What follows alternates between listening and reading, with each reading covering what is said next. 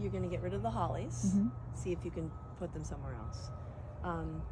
You're going to bring this down because it's a little too much by the side of the path.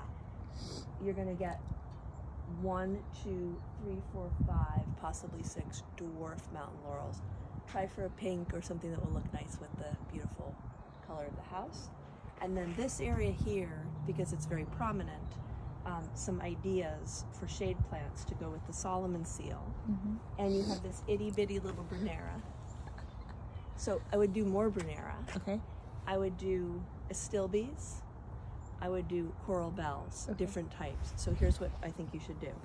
The coral bells are like this. Group them. So you could do, you know, several in here, okay? Then you have the Solomon seal, which is a little taller.